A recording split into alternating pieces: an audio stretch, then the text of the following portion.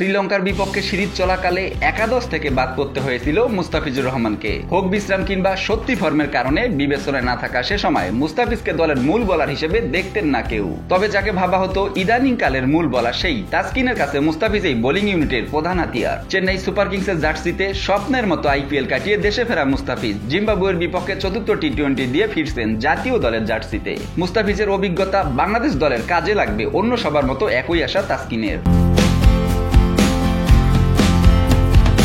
তাসকিন আহমেদ বলেন, আল্লাহর রহমতে মুস্তাফিজ এবারের আইপিএলে অনেক ভালো করেছে। আমার মনে হয় ওকে আনার কারণ টিম প্ল্যানিং এবং কালচারে যাতে ভূমিকা রাখতে পারে। একই সাথে কয়েকদিন বিশ্রামের ব্যবস্থা, কারণ ও আমাদের মূল বোলার। আইপিএল ভালো কেটেছে মুস্তাফিজের, সবাই ফ্রেশ এবং ফিট থাকলে ভালো কিছু হবে ইনশাল্লাহ। শুধু মুস্তাফিজ বা তাসকিনই নন, বাংলাদেশ দলের পেসাররা এখন পাল্লা দিয়ে ভালো করছেন, হচ্ছে দৃশ্যমান উন্নতি। তাসকিন স্বভাবতেই আনন্দিত, একই সাথে আশাবাদী। তিনি আরো বলেন, আগের চেয়ে অনেক বেশি ফাস্ট বোলার উঠে আসছে, এটা অনেক ভালো লক্ষণ। জাতীয় দলের পেসাররা আগের চেয়ে ধারাবাহিক হয়েছে, এটা ঘরোয়া ক্রিকেটে অনুপ্রেরণা দেয়।